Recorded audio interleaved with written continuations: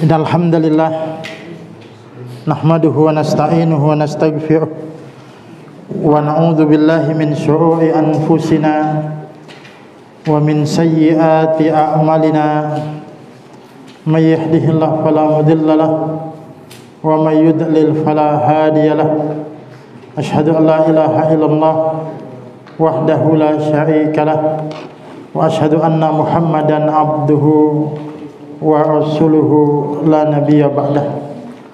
Allahumma salli wa sallim ala nabiyyina Muhammadin wa ala alihi wa ashabihi wa man tabi'ahum bi ihsanin ila yaumiddin.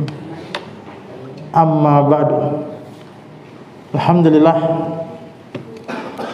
jamaah yang dimuliakan oleh Allah Subhanahu wa taala, bersyukur kita kepada Allah pada kesempatan malam ini dapat melanjutkan kembali pengajian kita. Mudah-mudahan pengajian kita malam ini mendapatkan catatan pahala, catatan amal saleh di sisi Allah Subhanahu wa taala, dan mudah-mudahan juga menjadi sebab diampuninya dosa-dosa kita, sehingga tidaklah kita selesai dari pengajian ini kecuali bertambah keimanan kita kepada Allah dan dihapuskan dosa-dosa kita. Salawat dan salam semoga senantiasa dilimpah curahkan kepada Nabi kita Nabi Muhammad sallallahu alaihi wasallam, keluarga, sahabat dan pengikut-pengikut beliau, umat-umat beliau yang tetap teguh, tetap istiqomah di atas jalan agama ini, dan semoga kita termasuk di antara umat-umat beliau yang mendapatkan keteguhan dan keistiqomahan tersebut.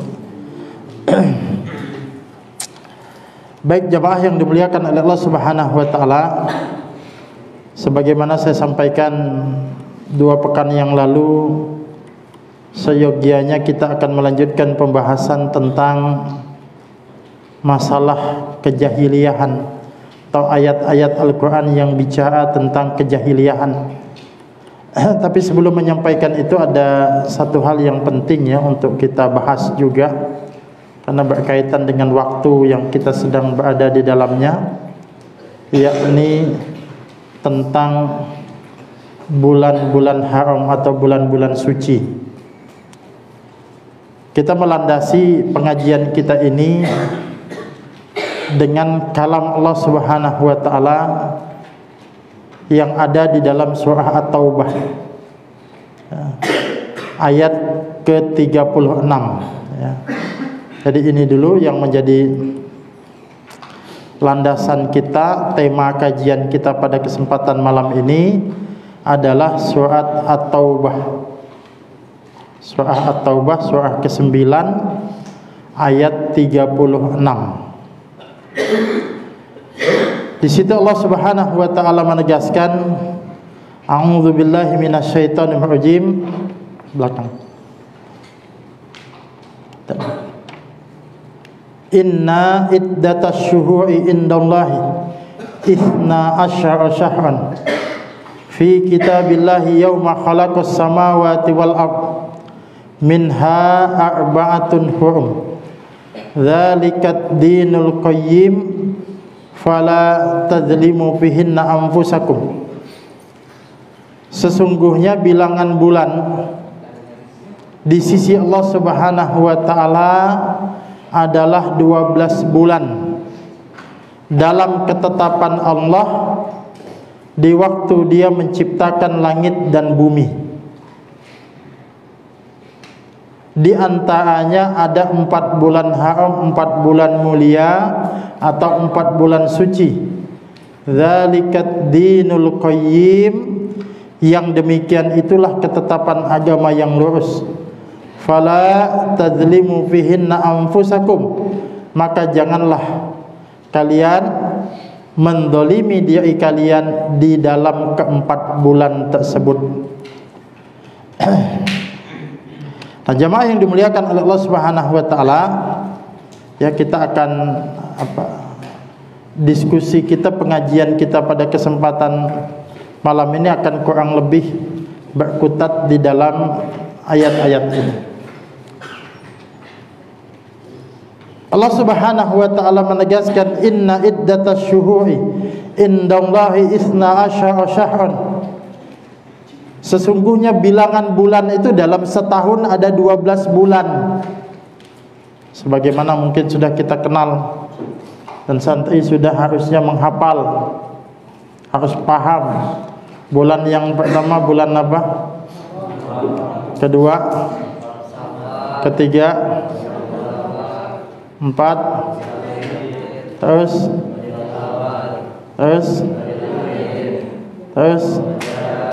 lanjut. Setelah Sya'ban, Ramadan. Habis Ramadan, Syawal. Habis Syawal, Dzulqa'dah, Dzulhijjah, Dzulkifli. Nah, kita sekarang ada di bulan apa? Hah? Kok cepat banget Dzulhijjah? Dzulqa'dah ya. Ya, Syawal dah habis. Nah, fi kitabillahi yauma khalaqas samawati wal ardh. Yang bikin bilangan bulan itu ada 12 bulan itu adalah ketetapan Allah Subhanahu wa taala. Itu sunatullah.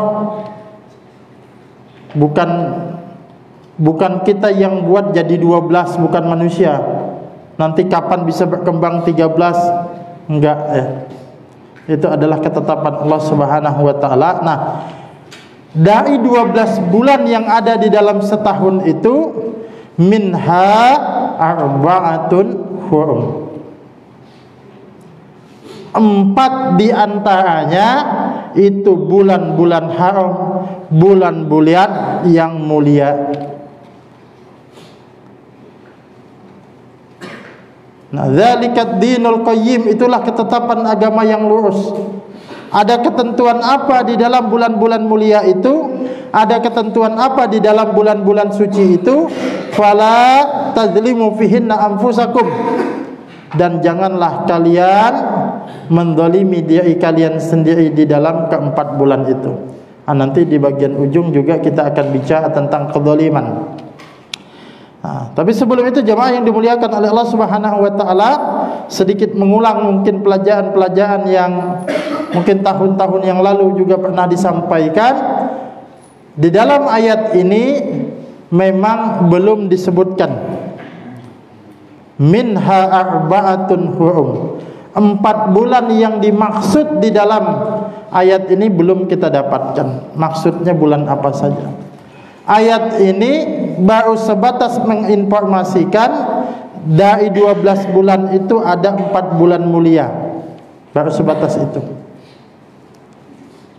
Maka kita harus mencari tafsiran ayat, mencari penjelasan tentang ayat ini. Ya, kita mencari penjelasan tentang ayat ini. Tentu saja di dalam menafsirkan ayat, ya, itu tidak sembarangan, melainkan harus berdasarkan ketentuan-ketentuan dan metode-metode yang sahih. Nah, secara umum tahapan-tahapan atau tata cara dalam menafsirkan ayat itu, yang pertama kita menafsirkan ayat itu adalah ayat dengan ayat. Artinya satu ayat kita lihat penjelasannya di dalam ayat-ayat yang lain. Karena terkadang ada satu ayat berbicara tapi dijelaskan di dalam ayat-ayat yang lain. Misalnya ketika Allah Subhanahu wa taala menyebutkan hudal lil muttaqin, ya, bicara tentang Al-Qur'an, petunjuk bagi orang yang bertakwa. Ya. Siapa orang yang bertakwa? Di dalam ayat itu tidak usah jauh-jauh kita mencari tafsirannya, tinggal lanjutkan ayatnya. Alladzina yu'minuna bil ghaibi, ya. Orang yang bertakwa itu satu, orang yang beriman kepada yang gaib. Wa yuqimunas shalah, mereka mendirikan salat. Wa mimma razaqnahum yunfikun. Itu ayat menafsirkan ayat. Atau bisa juga kalau itu masih berurutan, bisa juga dia tidak berurutan. Ayatnya di sini tapi penjelasannya di dalam ayat yang lain. Misal ketika di dalam surah Al-Fatihah kita membaca ihdinas siratal mustaqim, ya Allah, tunjukilah kami, berilah kami hidayah kepada jalan yang lurus. Siratal ladzina an'amta alaihim, yaitu jalan orang-orang yang telah Engkau beri nikmat. Nah, pertanyaan kita, siapa jalan orang-orang yang telah diberi nikmat di dalam surah Al-Fatihah? Itu jalannya siapa? Itu ditafsirkan oleh ayat yang lain. Di mana? Dalam surah An-Nisa ayat 69. Ya.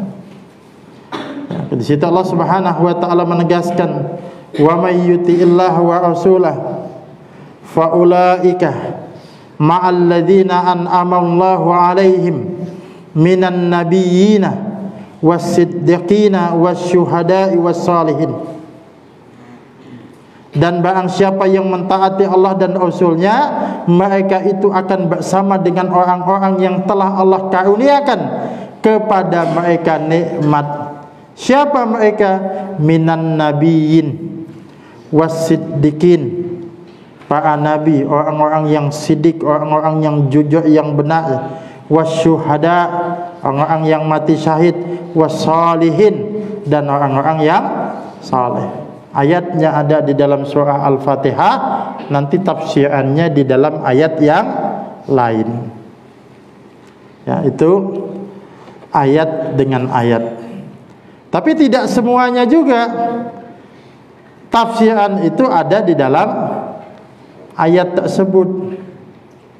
Makanya kalau kita tidak menemukan ayat dengan ayat, maka yang kedua menafsirkan ayat Al-Quran itu adalah ayat dengan hadis. Ya, dengan hadis. Nah, contohnya mana? Banyak kalau contohnya. Ya. Tapi satu yang kita sebut sesuai dengan yang kita bahas ini tadi.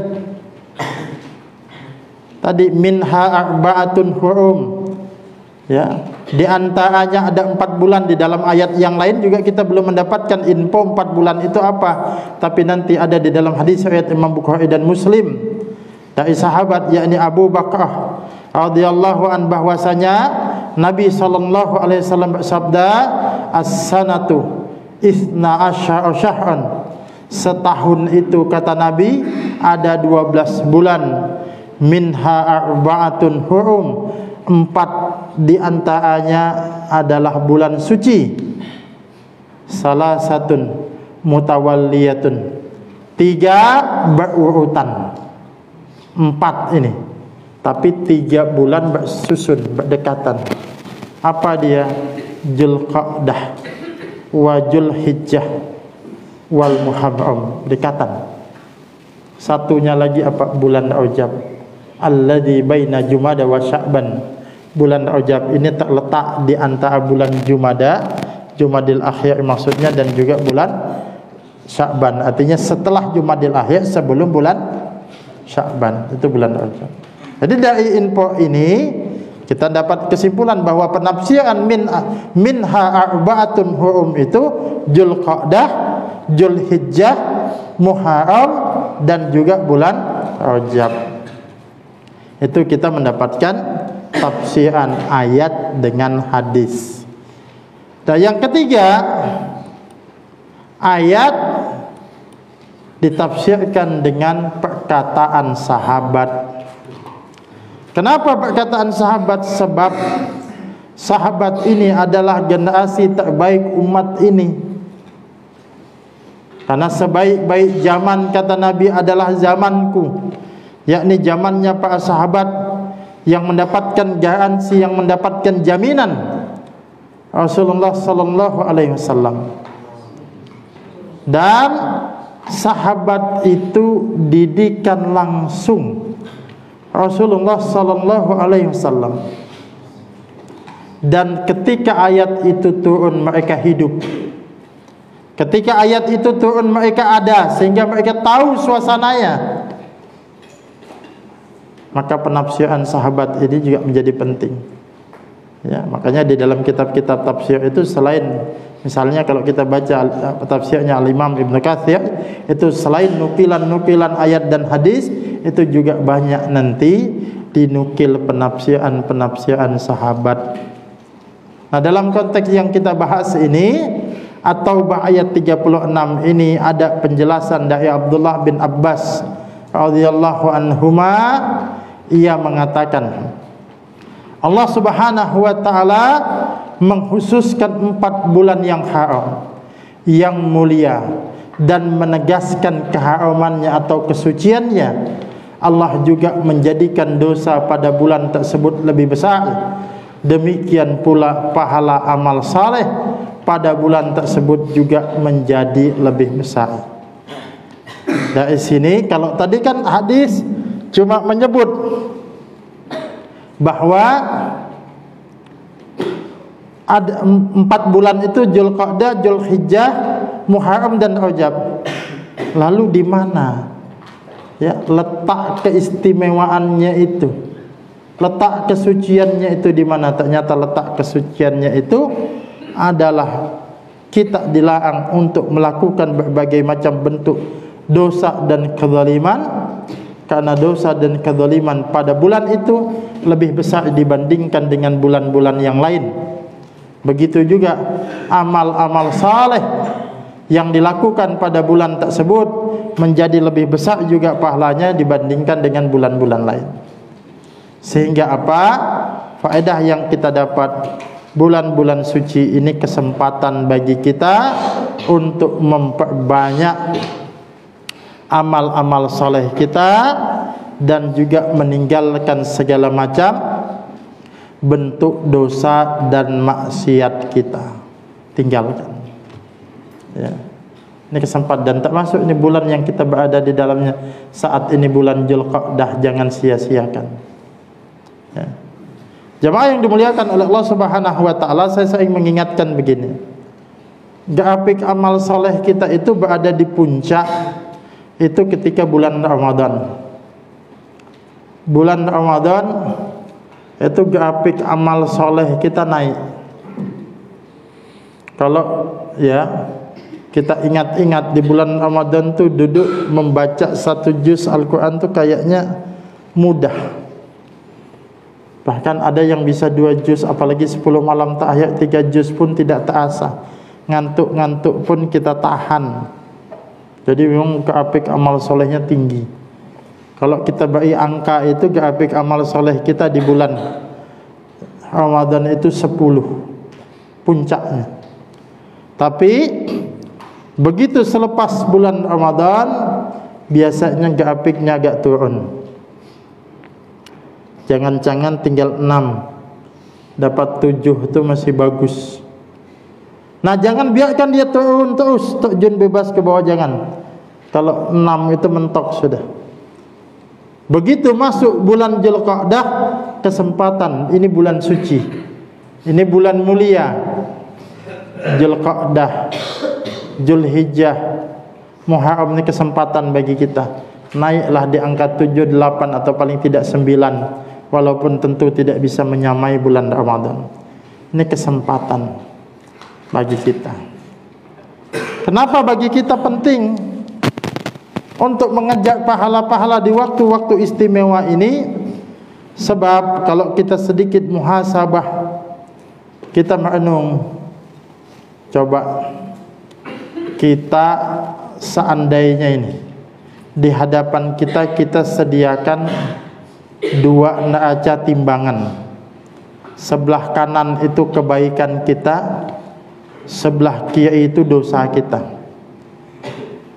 Setiap habis melakukan sesuatu, isi di timbangan itu. Ya, kalau kita ibaratkan pemberatnya batu, kalau habis melakukan kebaikan, isi kebaikan di neraca yang kanan. Kalau habis melakukan dosa, isi yang di sebelah kiri. Kira-kira yang lebih berat mana itu? Tentu dosa kita yang lebih banyak, kalau dia dihitung satu-satu. Tapi alhamdulillah, Allah Subhanahu wa ta'ala itu maha baik, ya. Diberikan kesempatan bagi kita bahwa pahala itu bisa dilipat gandakan, sehingga sekalipun satu kita lakukan bisa diisi beratnya 10 kali lipat, bisa sampai 700 kali lipat. Makanya diberikan waktu-waktu khusus, ya, waktu-waktu istimewa yang kita melakukan amal pada waktu-waktu itu, ya, pahala kita dilipat gandakan oleh Allah Subhanahu wa ta'ala. Nah, ini jamaah yang dimuliakan oleh Allah Subhanahu wa ta'ala, kurang lebih pembahasan kita atau sebatas pengulangan kembali tentang bulan haram, bulan istimewa itu, bulan mulia itu, ya. Jadi bulan suci Dzulqa'dah, ya, kalau bulan Ramadan itu syahrul mubarak, bulan yang penuh berkah. Nah, bulan suci Dzulhijjah, bulan suci Muharram itu bulan suci. Nah, sekarang kita sedikit ingin melanjutkan terkait masih di dalam surah At-Taubah tadi, ayat yang ke-36 tadi, ya, ada larangan yang disebut oleh Allah Subhanahu wa ta'ala, fala tadzlimu fihinna anfusakum, dan janganlah kamu mendolimi diri kalian sendiri, menganiaya diri kalian sendiri dalam keempat bulan tersebut. Nah, jamaah yang dimuliakan oleh Allah Subhanahu wa ta'ala, sekarang kita bicara tentang kedzaliman, ya. Bicara tentang kedzaliman dan apa itu kedzaliman. Di dalam sebuah hadis qudsi, Allah Subhanahu wa ta'ala sudah menyebutkan tentang kedzaliman ini, ya. Di situ dikatakan, ya ibadi, wahai hamba-hambaku, inni haramtu dzulma ala nafsi, sesungguhnya aku telah mengharamkan atas diriku itu kedzaliman. Kata Allah Subhanahu wa ta'ala, wa ja'altuhu bainakum muharrama, dan aku jadikan kalian itu, ya, dilarang untuk saling mendolimi.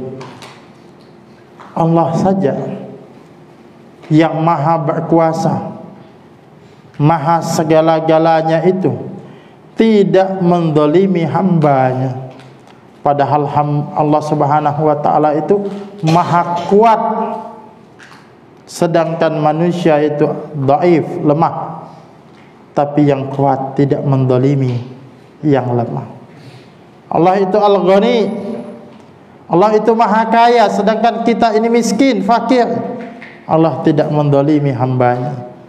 Kalau Allah saja tidak mendolimi hambanya, padahal segala macam bentuk kekuasaan itu mutlak berada di tangannya, lalu apa alasannya kita sebagai manusia ya tega mau mendolimi sesama kita?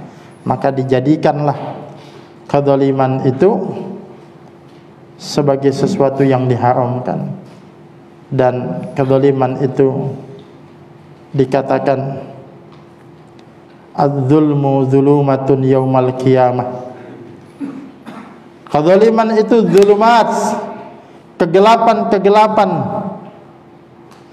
yang ada pada hari kiamat. Artinya orang yang zalim itu tidak akan mendapatkan cahaya, gelap, tak sesat, bingung dia pada hari kiamat. Maka hendaknya kita menjauhi segala bentuk kezaliman. Apa sih kemudian yang dimaksud dengan kezaliman itu? Bahasa gampangnya, kezaliman itu adalah meletakkan sesuatu bukan pada tempatnya, itulah kezaliman. Ya. Makanya kalau ada orang dewasa naik sepeda anak kecil, itu namanya zalim. Kenapa? Bukan pada tempatnya. Penguasa berlaku sewenang-wenang kepada rakyatnya, itu nama zalim, karena bukan pada tempatnya. Seharusnya dia malah mengayomi dan menyayangi rakyatnya. Kemudian kita coba menjelaskan sedikit secara singkat bentuk-bentuk kezaliman itu. Orang kadang kalau bicara tentang kezaliman itu hanya bicara mengambil hak orang lain, mencelakakan orang lain. Itu kezaliman, iya, itu bentuk kezaliman juga. Tapi jangan lupa, ada bentuk-bentuk kezaliman yang lain. Orang enggak sholat itu zalim. Orang datang kepada dukun itu zalim. Ya, makanya kezaliman itu bisa secara umum bisa kita bagi dalam 3 pembagian. Yang pertama adalah kezaliman kepada Allah Subhanahu wa taala. Dan ini adalah kezaliman yang sangat besar sekali. Sebagaimana ketika Luqman Al-Hakim memberikan wasiat pengajaran kepada anaknya, apa kata Luqman? Ya bunayya la tusyrik billah, inna syirka la zulmun azim. Wahai anakku, janganlah engkau menyekutukan Allah, sebab menyekutukan Allah adalah bentuk kezaliman yang amat besar. Jadi syirik itu disebutkan sebagai kezaliman. Kenapa? Karena dia meletakkan sesuatu bukan pada tempatnya. Ibadah itu harusnya hak yang Allah Subhanahu wa taala, lalu kita palingkan ya kepada yang lain. Ya. Doa itu haknya Allah Subhanahu wa taala. Kalau berdoa itu berdoa kepada Allah, iyyaka na'budu wa iyyaka nasta'in. Hanya kepadamu kami menyembah ya Allah, hanya kepadamu pula kami meminta pertolongan. Di dalam hadis Nabi mengatakan, fa idza sa'alta fas'alillah wa idza sta'anta fasta'in billah. Kalau kamu meminta, mintalah kepada Allah. Kalau kamu mohon pertolongan, mohonlah kepada Allah. Tapi mintanya malah datang kepada dukun, minta kepada kuburan, minta kepada pohon kayu, minta kepada benda-benda keramat. Salah tempat. Ini kezaliman. Dan ini kezaliman yang besar. Kenapa? Menyangkut haknya Allah Subhanahu wa taala. Kalau seandainya ada seorang pejabat diamanahkan memberikan bantuan kepada yang berhak, yakni fakir miskin misalnya, tapi dia malah selewengkan bantuan itu kepada orang lain, mungkin kelompoknya, kerabatnya, padahal tidak memenuhi standar orang miskin tadi, zalim dia. Kenapa? Memalingkan bantuan itu bukan kepada yang berhak. Maka sesungguhnya beribadah kepada yang tidak berhak untuk diibadahi itu adalah bentuk kezaliman, sebab yang berhak untuk diibadahi satu-satunya itu adalah hanya Allah Subhanahu wa taala. La ma'buda bihaqqin illallah. Tidak ada yang berhak ya untuk diibadahi kecuali hanya Allah Subhanahu wa taala saja. Itu kezaliman yang besar. Maka harusnya kita tinggalkan segala macam bentuk-bentuk kesyirikan ya, dengan segala macam jenisnya itu ya. mau kemudian bersekutu dengan jin dan lain sebagainya. Kadang-kadang kan ada orang kalau mau sesuatu itu malah mencari perlindungan dengan setan, padahal setan itu tidak punya kuasa. Setan itu hanya berkuasa kepada orang yang menjadikan dia sebagai wali. Itu bisa kita lihat misalnya, ya, buka di dalam surah An-Nahl. Surah An-Nahl ayat 99 sampai dengan ayat yang 100. Di situ dikatakan innama sultanuhu 'alal ladzina yatawallawnahu walladzina hum bihi musyrikun. Itu ayat 100-nya ya. Nah, mulai ayat 99. Innahu laisa lahu sultanun 'alal ladzina amanu wa 'ala rabbihim yatawakkalun. Sesungguhnya setan itu tidak ada kekuasaannya atas orang-orang yang beriman dan bertawakal kepada Tuhannya. Jadi setan itu tidak punya kekuasaan, tidak punya kekuatan, tidak punya daya upaya kepada orang yang beriman dan bertawakal kepadanya. Maka kita lihat Umar bin Khattab itu, dia tidak melihat setan, tapi setan itu takut kalau berpapasan dengan Umar bin Khattab. Kalau berpapasan dia pindah jalan. Ya. Kalau misalkan ini, ya, setan mau lewat depan situ, lihat ada Umar bin Khattab jalan tuh, muter dia tuh lewat Jakarta 1 situ, ya. Tak saking takutnya itu. Kenapa? Karena kekuatan iman dan kekuatan tawakalnya. Setan tidak punya kekuasaan kepada orang yang beriman. Kapan setan itu berkuasa? Kapan setan itu punya kekuatan? Nah, di ayat yang ke-100, innama sultanuhu 'alal ladzina yatawallawnahu walladzina hum bihi musyrikun. Sesungguhnya kekuasaan setan itu hanyalah atas orang-orang yang mengambilnya menjadi wali dan atas orang-orang yang mempersekutukannya dengan Allah. Makanya kalau orang bersekutu dengan setan itu justru akan jadi sandaannya setan, akan menjadi, ya, mainannya setan. Dia justru tidak akan tenang, ya, akan terus gelisah. Maka tinggalkanlah segala bentuk macam kesyirikan, ya, termasuk saji-saji, termasuk kebiasaan-kebiasaan adat-adat kita, ya.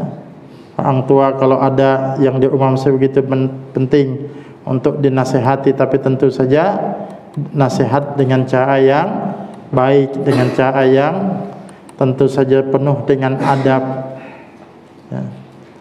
Nah ini, ya. Nah kemudian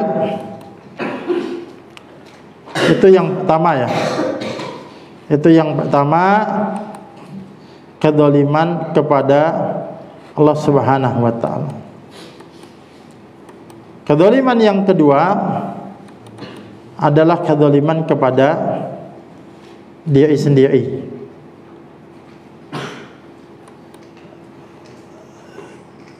Tadi saya katakan kadang orang menganggap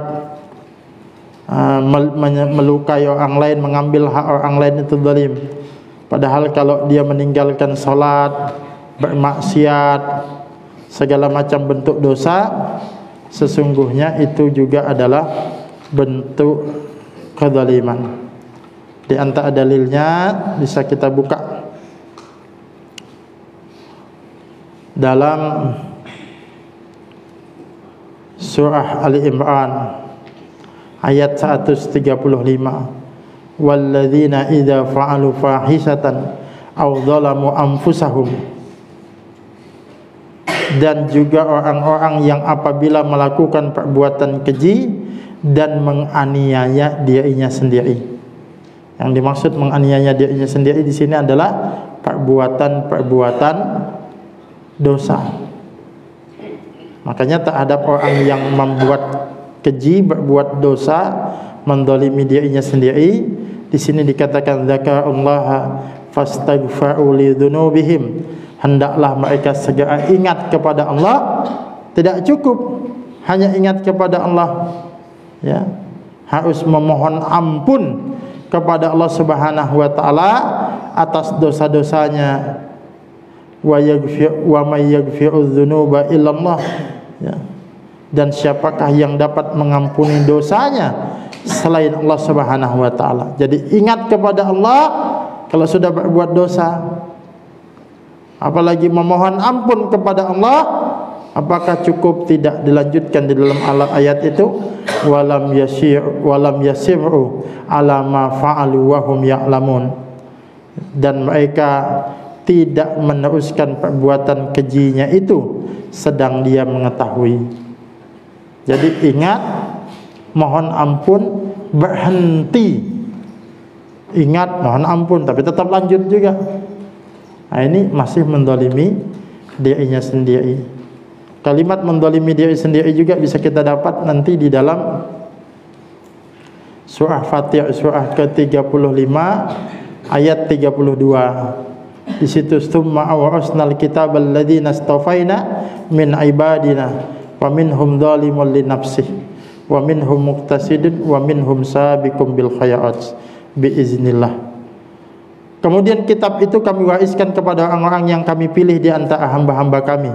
Lalu di antara mereka ada yang menzalimi dirinya sendiri, orang yang pertengahan dan orang yang bersegera melakukan kebaikan dengan izin Allah Subhanahu wa taala. Jadi tiga ini nanti baca di dalam tafsirnya. Kesimpulan singkatnya para ulama membagi orang Islam itu ada tiga tingkatan. Zalimul li nafsih, ini muslim tapi masih banyak melakukan dosa dan maksiat, tapi bukan kafir, ya. Tapi bukan orang kafir, tapi dia banyak dosa dan maksiatnya. Kalau muqtasidun itu meninggalkan dosa, mengerjakan yang wajib, tapi yang sunnah-sunnah masih ditinggalkannya, makruh masih doyan dia, itu muqtasidun. Tapi sabiqum bil khairat, orang yang bersegera melakukan kebaikan itu bukan cuma wajib ditambah yang sunnah, jangankan yang haram, makruh pun ditinggalnya. Bahkan dalam tafsir Ibnu Katsir itu, bahkan yang mubah sekalipun kalau itu tidak mendatangkan manfaat dia tinggalkan. Nah, intinya poin kita, zalimul li nafsi itu adalah orang yang suka berbuat dosa. Ini kedzaliman kepada diri sendiri. Nah, kemudian yang ketiga adalah kedzaliman kepada orang lain. Dalam satu potongan hadis, Nabi SAW bersabda, wa kunu ibadallahi ikhwana, dan hendaklah kalian menjadi hamba-hamba Allah yang bersaudara.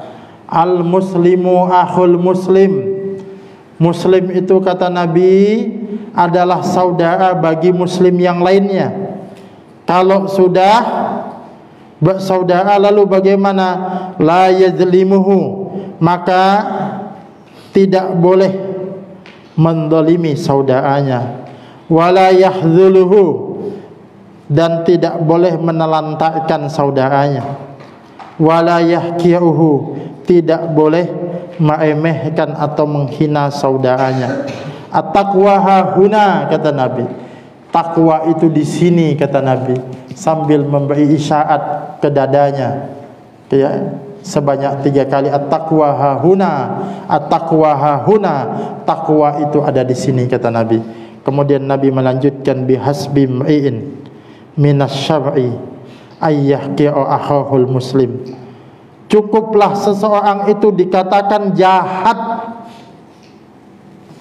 cukup seseorang itu dikatakan buruk apabila dia telah menghina dan melecehkan saudaranya. Maka kita walaupun bagaimana tidak boleh menjatuhkan kehormatan saudara kita. Kemudian Nabi melanjutkan, kullul muslimi alal muslim haramun. Setiap muslim atas muslim yang lainnya itu diharamkan. Apa yang diharamkan? Damuhu, darahnya. Wa maluhu, hartanya.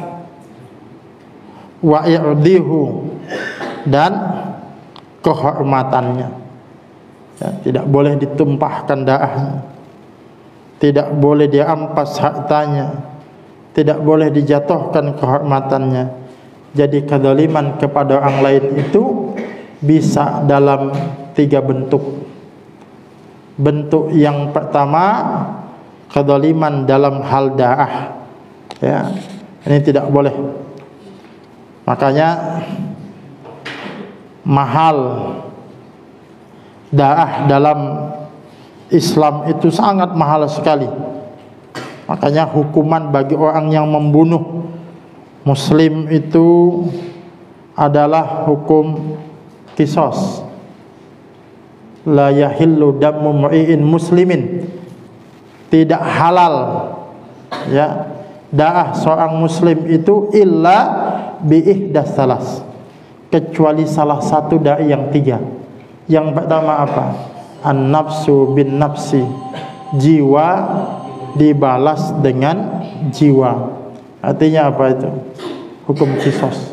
Tentu dengan mekanisme yang sudah ditetapkan, ya.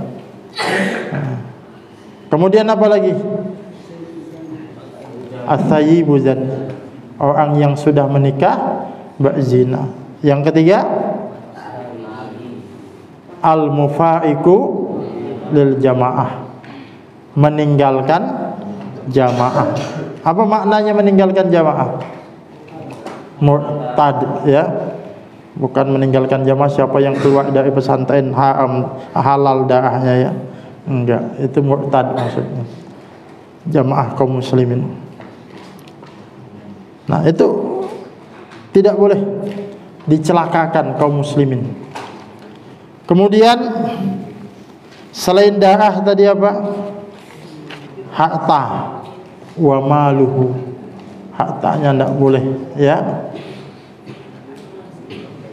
Diampas hartanya, tidak boleh diambil dengan cara yang batil. Islam sudah mengatur bagaimana muamalah kita. Kalau mau kemudian mengambil keuntungan dengan jual beli, atau jual beli pun dengan prinsip anta'adin, saling meridhai dan seterusnya, ya. Kemudian termasuk juga yang tidak boleh adalah apa? Kehormatannya tidak boleh dijatuhkan, tidak boleh dihina. Termasuk di antara menghormatkan, menjatuhkan kehormatannya itu adalah ghibah, ya. Ghibah itu apa kata Nabi? Dzikruka akhaka bima yakrah, ya. Kamu menceritakan tentang saudaramu terhadap sesuatu yang dia tidak suka. Ini kezaliman ini kalau ada yang suka ghibah. Ghibah di dalam Al-Quran itu diumpamakan seperti apa? Wala yaktab ba'dukum ba'dah, janganlah satu sama lain di antara kalian itu saling menggunjing. Ayuhibbu ahadukum ayyakula lahma akhihi maitan faka'ihtumu.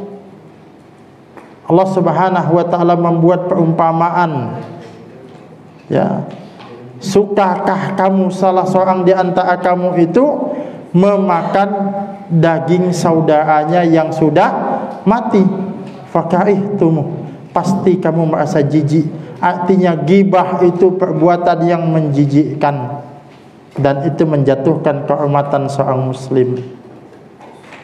Termasuk santri, enggak boleh ghibah.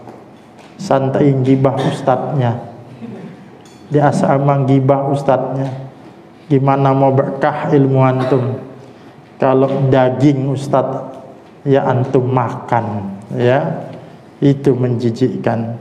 Tapi itu bukan santri di sini, santri yang jauh. Santri di sini enggak ada yang menggibah ustadznya, enggak ada yang ketahuan maksudnya, ya. Ya. Nah, itu jamaah yang dimuliakan oleh Allah Subhanahu wa taala, kezaliman. Nah, di bulan Dzulqa'dah, bulan suci ini, fala tadzlimu fihinna anfusakum. Ayo kita tinggalkan bentuk-bentuk kezaliman. Ya, yang Ustaz sampaikan itu 3 tadi bentuk kezaliman: kezaliman kepada Allah, Kezaliman kepada diri sendiri dan kezaliman kepada orang lain silahkan dijadikan tema kultum bagi yang bertugas nanti ya. Ya, sekian. Assalamualaikum warahmatullahi wabarakatuh.